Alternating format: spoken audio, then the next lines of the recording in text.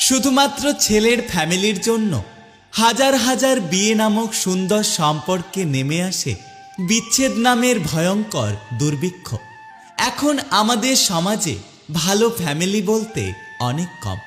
কখনো কোনো জায়গায় দেখলাম না যে মেয়ের ফ্যামিলির জন্য একটা সুন্দর বিবাহের সম্পর্ক ভেঙে গেছে। যে দু একটা রয়েছে সেগুলো খুব রেয়ার। বোকা ছেলেরা বোঝেও না ফ্যামিলিতে স্ত্রীর বিপক্ষে যাই বলা হয় সেগুলো তারা খুব সহজেই বিশ্বাস করে নেয়। আর এই সব কথাগুলো শুনে সে তার নিজের স্ত্রীর সাথে ঝামেলা করে। জ্ঞানী পুরুষ হলে অবশ্যই সঠিকটা জানার চেষ্টা করত যে আসলে কোনটা ঠিক আর কোনটা ভুল।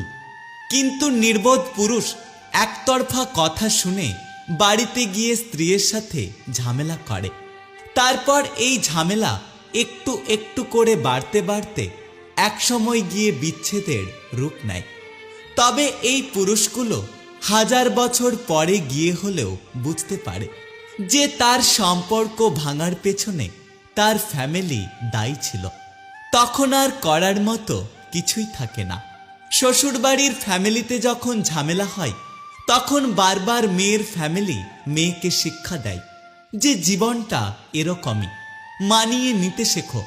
তোমাকে এভাবেই মানিয়ে নিয়ে থাকতে হবে। তোমাকে হাজার কষ্ট করে হলেও স্বামীর ঘর করতে হবে। এদিকে ছেলের ফ্যামিলিতে উস্কানি দেওয়া হয় যে তোর বউ মোটেই ভালো নয়, তোর বউয়ের এই খারাপ গুণ, তোর বউয়ের ওই খারাপ গুণ, যাতে করে ছেলের মনে স্ত্রীর প্রতি ভালোবাসা কমে যায় এবং ধীরে ধীরে স্বামী স্ত্রীর সম্পর্কের মধ্যে ফাটল ধরে। একসময় গিয়ে স্বামী তার স্ত্রীর বিপক্ষে হয়ে যায় আর সবশেষে সম্পর্ক ভেঙে চুরমার করে দিয়ে তারপর ফ্যামিলির লোকের শান্তি হয়। আর বোকা পুরুষ ফ্যামিলির উস্কানি পেয়ে ফ্যামিলির মানুষগুলোকে দেবতা ভাবতে শুরু করে এবং ফ্যামিলির লোকের বলা কথাগুলো সত্য মিথ্যা কখনো যাচাই না করেই স্ত্রীর সাথে সম্পর্ক খারাপ করে বসে, স্ত্রীকে নির্মম অত্যাচার করে। তবে জীবনের একটা সময় গিয়ে তারা ঠিকই বুঝবে যে তাদের সুন্দর সম্পর্ক, তাদের সোনার সংসার নষ্ট হয়ে যাওয়ার পেছনে কেউ দায়ী নয়। একমাত্র দায়ী হলো তার ফ্যামিলি, আর তার থেকেও বেশি দোষী হলো সে নিজে। কারণ সে কখনোই সত্য মিথ্যেকে যাচাই করার চেষ্টা করেনি।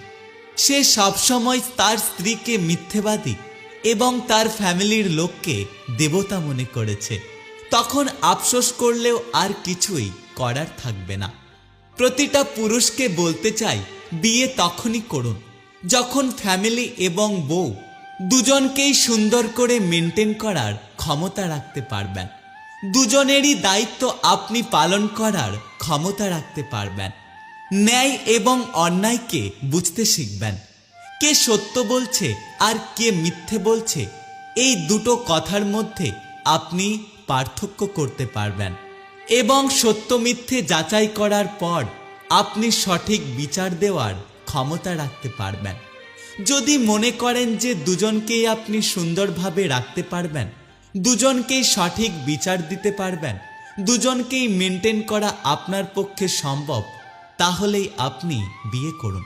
আর যদি আপনার মনে হয় আপনি এগুলো করতে পারবেন না বা আপনি এগুলো করতে পারবেন কিনা ডাউট আছে, তাহলে আমার মনে হয় আপনার এই বিষয়টা নিয়ে একটু ভাবা উচিত। এখনো পর্যন্ত হাজারো পুরুষ ফ্যামিলিটাই বোঝে, স্ত্রীর কথা কখনোই বোঝার চেষ্টা করে না। সবসময় ন্যায়ের পথে থাকার চেষ্টা করুন।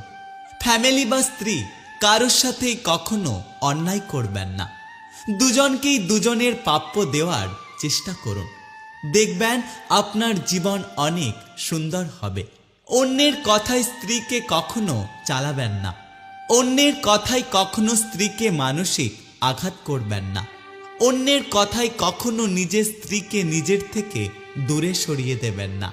যদি জীবনে বিয়ে করেন তাহলে বিয়ে নামক সুন্দর সম্পর্কটার মর্যাদা রাখুন, সেটাকে উপভোগ করুন। নিজে জীবনে ভালোভাবে বাঁচুন এবং আপনি যাকে বিয়ে করছেন তাকেও ভালোভাবে বাঁচার সুযোগ দিন।